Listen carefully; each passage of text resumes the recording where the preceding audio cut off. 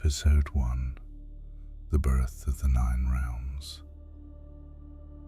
The void rests between nowhere and nothing, a hush so deep that even silence seems to sleep. In that vast stillness, no name is spoken, no wind moves, no star blinks, only a tender, endless pause, stretched like dusk before the first candle is lit. From the far south, a heat without horizon waits. Muspelheim, ancient realm of fire, breathes in embers and sighs out rivers of light. Its fields glow, not with frenzy, but with the low, steady burn of creation's first hearth. Flames fold over flames, slow as tides, patient as stone, carrying warmth that remembers the dawn before dawn. From the far north, a coolness without edge answers. Niflheim, realm of frost and whispering mist, holds valleys of quiet, where snow dreams of falling. Here ice is old as thought, fog drifts in veils, hoarfrost gathers along the bones of the dark. The cold is gentle, not cruel, an even glacial breath that keeps its own soft time. Between them lies Gununga Gap, the yawning openness, not a chasm of fear, but a cradle of yet to be, a wide, untroubled space where nothing presses and everything is possible.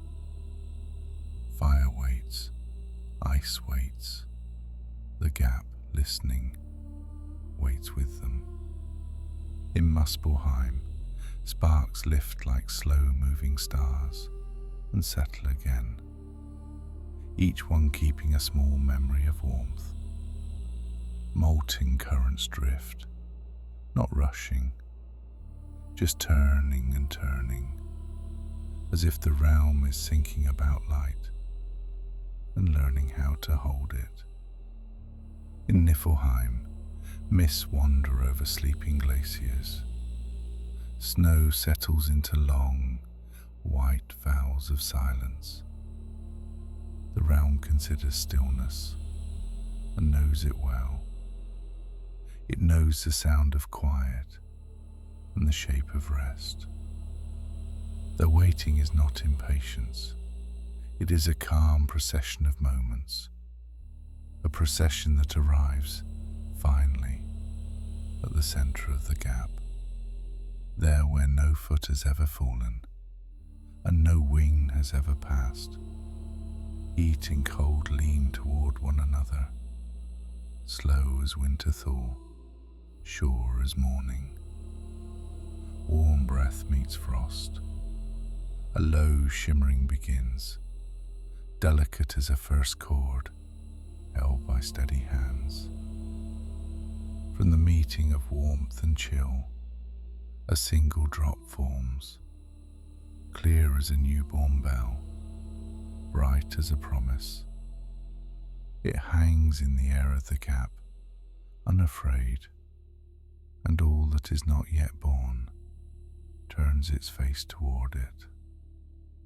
The drop trembles, gathering memory, memory of flame that comforts, not consumes, memory of ice that steadies, not stings, memory of space that is wide enough for every story. The trembling becomes a pulse, the pulse becomes a rhythm, the rhythm becomes a heartbeat. Ymir stirs. No thunder announces the stirring, no storm, only the soundless swell of a sleeping ocean, turning over once in its sleep. From the clear drop, from the union of warmth and cold, Ymir unfolds, vast and slow, like a mountain disclosing its true shape beneath the retreating fog. Skin is a colour of first light, breath is a length of valleys. Each movement is gentle enough to leave the silence intact. Ymir blinks, and the gap remembers how to be a sky. Around this slow-breathing life, frost gathers and loosens, keeping time with the deep cadence of being. The warmth of Muspelheim lays a soft hand over the cold of Niflheim, and together they keep watch, guardians of the first child of their meeting. Ymir sleeps. Dreams spill outward and drift like constellations that have not yet learned to shine. In those dreams are the blueprints of mountains, the patient grammar of rivers, the secret names of winds, the curves by which valleys are laid down. Nothing rushes, nothing breaks. The dream goes on, and in going on, becomes a world that could be. From the south again, a new presence moves through the boundary of heat. Althumla comes, primeval cow, mother of milk and quiet. No hoofstep sounds, no bell rings at her neck, but she arrives as surely as nourishment arrives to meet need. Althumla's hide is the colour of peace. Her breath carries a meadow that does not yet exist. She lowers her head, and from her flows a river of milk, sweet as summer and soft as moonlit grass. Ymir drinks, steadily, gratefully, not with hunger that devours, but with a deep acceptance of being cared for. With each swallow, a strength awakens that is not fierce, only full. Bones listen to it, muscles learn it. The great heart answers, yes, yes. Althumla is patient. Between nursing, she turns toward the northern ice. There, a salt spark gleams beneath the frosted surface, a small taste of something waiting. She licks the salt from the ancient ice, gentle and methodical, as if polishing a stone that remembers the sea. The first day, the lick reveals hair, not yet a head, not yet a face, just a promise of presence. The second day, the lick reveals a head, features calm and strong, eyes closed in a quiet not unlike sleep. The third day, the lick reveals a whole being, standing as though he has always stood there. Buri wakes into the light that is not yet the sun. His gaze moves over the endless gap, over the quiet cow, over the sleeping giant. He is not startled by the emptiness. He recognizes it, like a wide road. He lifts his hands, feels the slow wind that is barely a wind, and in that breath, the gap learns the shape of will. Beyond the boundaries of sight, Muspelheim hums with a low, steady glow. Niflheim answers with a cool, even murmur. Creation listens to itself and grows confident. Ymir shifts again in sleep, and from his rest, smaller lives unfold. A foot uncurls, and where it moved, a brood of new forms is found. each one bearing a fragment of that first rhythm. They are not loud, they are not swift. They are the pace of sap rising, of ice melting, of dawn arriving at the same hour every day. In the milk-scented air, Othumla continues her tending. Buri steps forward, and where he steps, a path remembers how to be firm. He walks to the edge of Niflheim's cool gleam, and from that meeting of presence and patience, a lineage is set in motion, sons and daughters who will carry the work of shaping. Time, which has been sleeping with one eye open, turns onto its other side. Light begins to pronounce itself, not yet a sun, but a direction. A sense that one side of the sky is brighter than the other. A soft invitation to grow toward that brightness. Dark answers by agreeing to hold. Not yet a night, but a nest. A sense that the world's eyelids can close and nothing will be lost. A quiet pledge that rest is a circle, not an end. Yggdrasil takes root, not suddenly, not with force, but with the serene determination of life that knows exactly where to go. A seed that is older than moments opens without sound. Its first root finds a gap and decides to stay. Its second root finds a cold and is not afraid. Its third root finds a heat and is not burned. The tree rises, and with each small upward reach, the emptiness becomes a place. Its bark is the colour of long memory. Its leaves are made from the hush between heartbeats. Where branches open, pathways appear, branch to branch, realm to realm, as if the tree is teaching space how to be connected. Near one root, a spring begins to think of itself as water.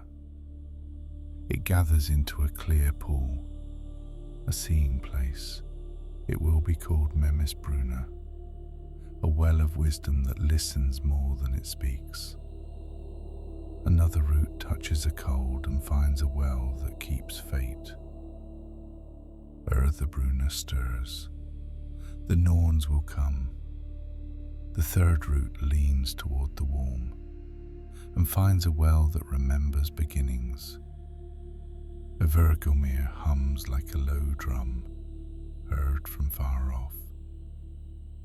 The Norns arise quietly to their work. They do not shout their names. They do not need to. What has become. Verdandi, what is becoming. Skald, what may yet be. Their hands move in small, precise motions, and the weaving that follows is patient, durable, kind to the sleeping. Threads pass from hand to hand. Some are thin as breath, some are strong as mountain ribs.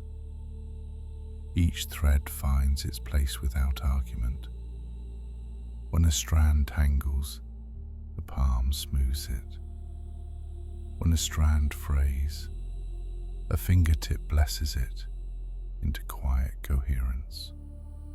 Under their care, the idea of story settles into the world like snow.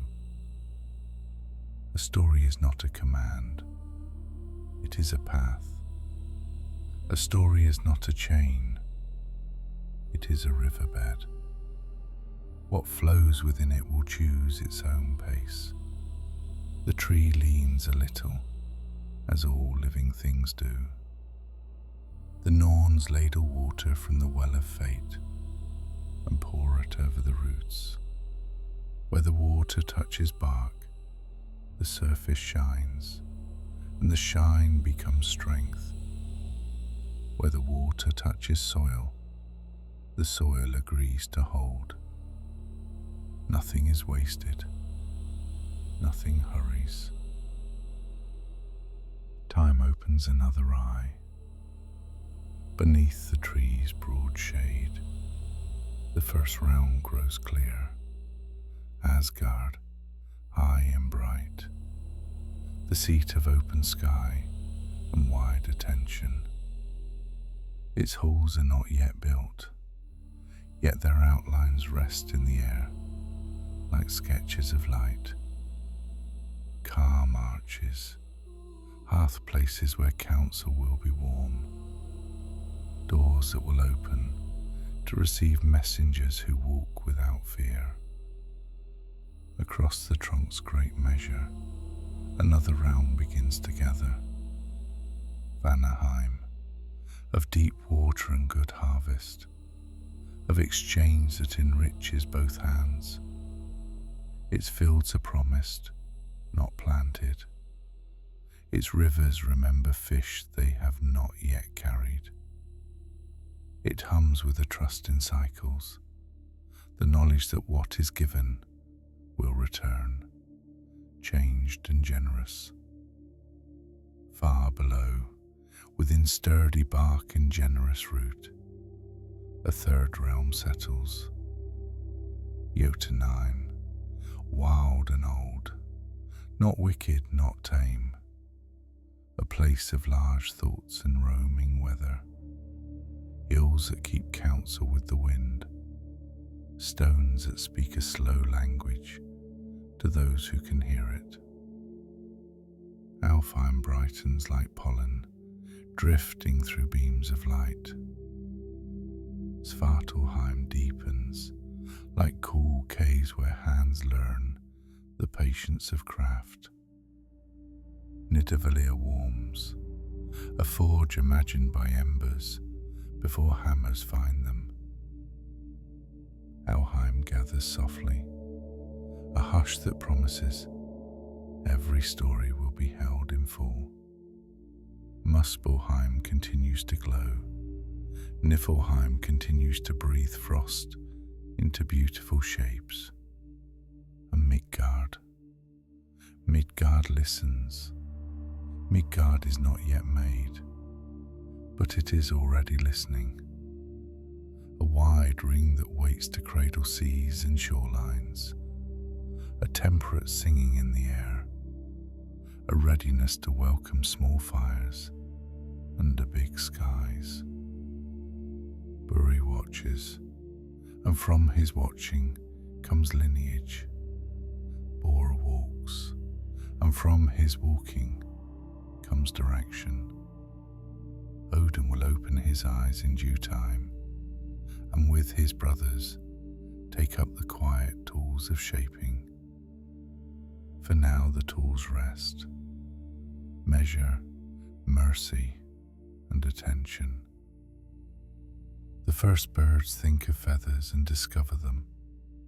Their wings test the air, finding that each beat can be a sentence, each glide a paragraph, each perch stillness a full page. Over distant ice, a fox decides that snow is a friend. On a warm stone near a young spring, a lizard learns the grammar of sunlight. A cloud considers its own shape and chooses to be a mountain's companion for the day. These are small beginnings, and therefore perfect. Ymir sleeps on, and no one resents the sleeping. Athumla feeds without complaint. The Norns work without fatigue. The tree stands without pride. The wells watch without judgment. From the southern edge, a spark makes a long journey and rests on a leaf. It cools there and becomes a dewdrop with a warm heart. From the northern edge, A crystal of frost travels and settles beside it. The two regard each other and do not quarrel. A breeze passes and they ring like tiny bells, made from opposites that have learned respect. Mimi's Bruna grows wise by listening to footsteps that have not yet fallen. Urtha Bruna keeps steady time by measuring the distance between calm and calmer. Thurgalmir hums on, a bass note that holds all others safe. Asgard's outline brightens. A hall thinks of itself as a home, and with no rush becomes one. Its beams lift, not with strain, but with a remembered song of trees. Its rafters rest like folded wings. A fire is arranged in its center, not to conquer cold, but to accompany it. When flame rises, it does so quietly, and the light is round and kind. In that light, a table learns how to be long enough for every voice. A bench learns how to release weight as easily as it takes it. A doorway learns how to frame a horizon without claiming it. The hall breathes, and the breath matches the slow tide of the world. Vanaheim's fields, still only a thought, ripen in place. Grain bows to a wind that is not yet born. Orchards remember sweetness they have not yet carried. Fishermen that do not yet exist prepare to mend nets that are not yet torn. And the mending sings a simple song. What is used can be healed. Jotunheim's mountains settle like elders at the edge of a gathering. Their faces are creased with rivers. Their voices are low weather. They sit great and patient, unoffended by sighs. Beneath roots, craftsmen without names teach metal how to sleep and wake. They do not call it a forge.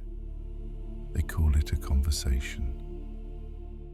Ore listens, becomes ready, and answers slowly.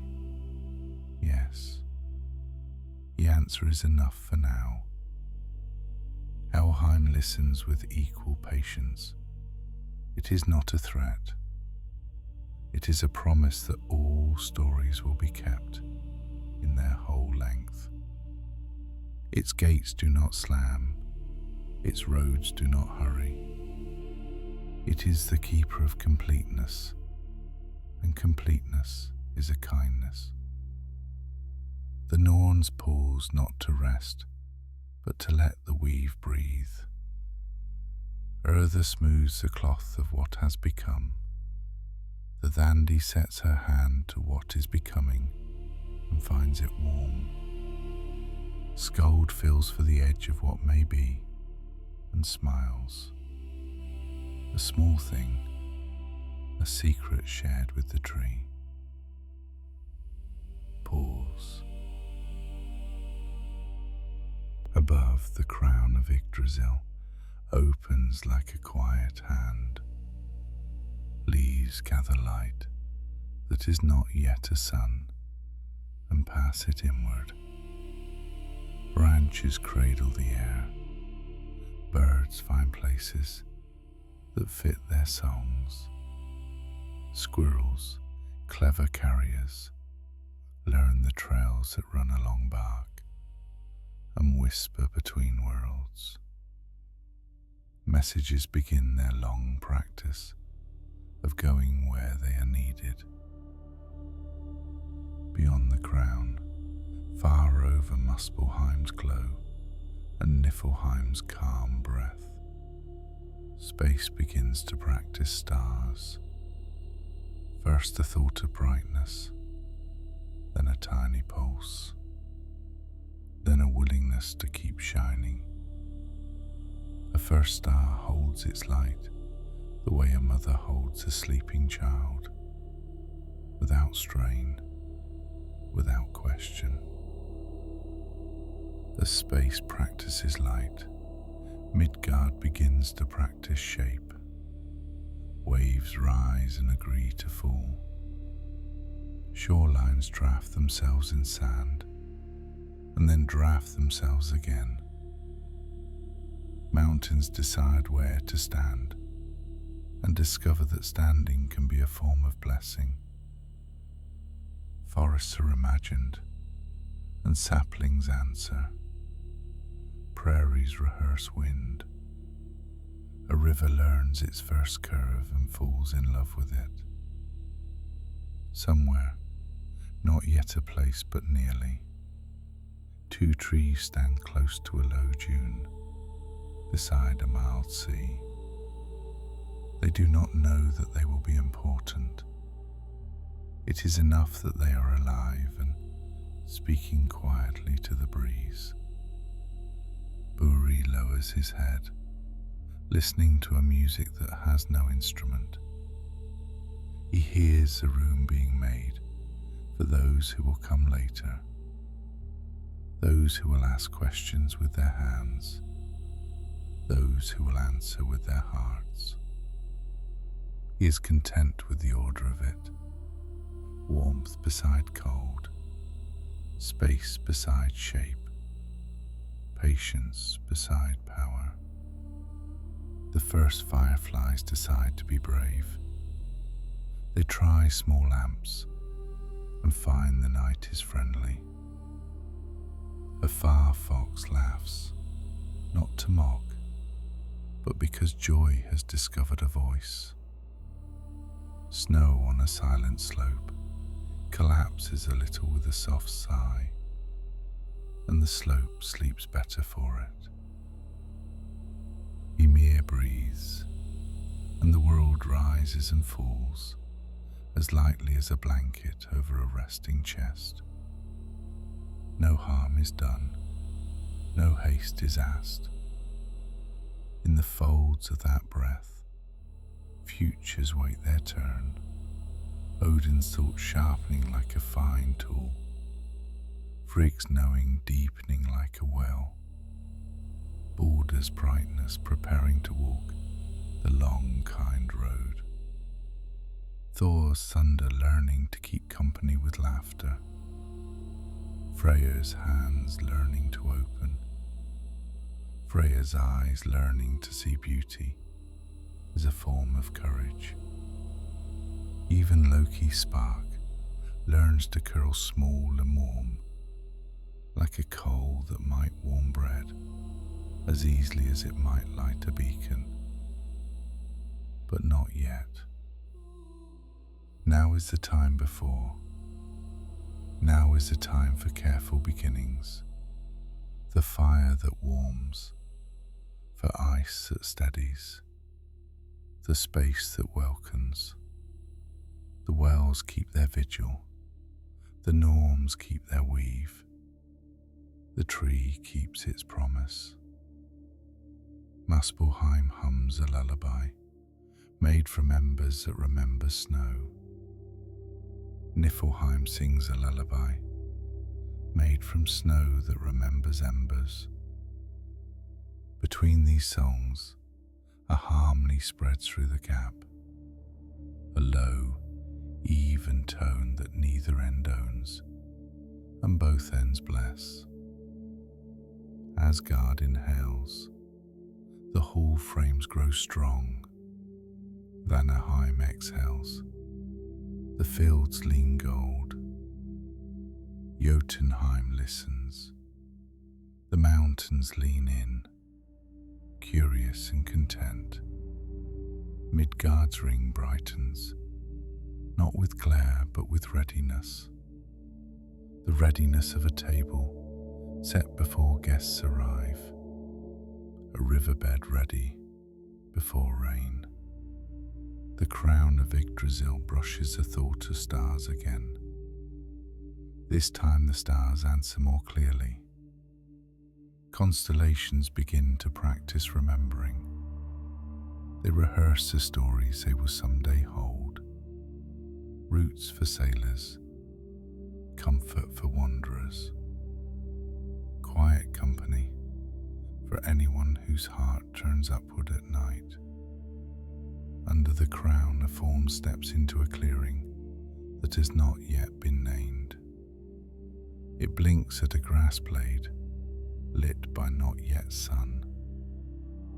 The grass knows exactly how to grow. The fawn knows exactly how to be small. Smallness is honored because it is honest. At the roots, a snail draws its silver sentence over damp earth and completes it exactly where it meant to end. No part is wasted, not even the pools. From well to root, from root to trunk, from trunk to leaf, the world speaks a slow language. Rest then rise, warm then cool, open then hold, give then keep, listen then answer. The language enters all things and is refused by none. And so the first night becomes the first morning without ever breaking. The first morning becomes the first evening without ever fading. The first evening becomes the first night without ever closing. Circle within circle, breath within breath, the world learns how to move without leaving itself. Pause. Orthamla, having given and given again, folds her legs beneath her and dreams of green that will someday belong to herds. Buri stands watch, a pillar without pride. The Norns set their tools down one by one, not because the work is finished, but because the work is faithful and can continue on its own. Ymir sleeps, and in that sleep is permission. Permission for everything small to become itself without fear. High in the branches, a leaf turns very slightly and feels the wide air balance upon it. The balance holds, the leaf is pleased. This is how the 9 realms begin, not with a shout, not with a clash, but with warmth choosing not to consume, with cold choosing not to deny, with space choosing to become a home. The tree holds them all. The wells remember for them all. The Norns keep the pattern open where new threads may enter. And in the ring that waits, the ground of Midgard smooths itself, as if a hand has pressed it gently and said in a voice that is nothing like thunder and everything like peace, soon. The stars, now brave, keep their places. The mountains keep counsel. The rivers keep their promises. The halls keep their doors ready. The fields keep their quiet riches. The forges keep their patience. The underworld keeps its full heart. Heat keeps its lamp. Frost keeps its grace. Nothing is lost. Everything is held. And in the great, calm center of the first story, the world rests easily against itself, beginning and beginning and beginning again.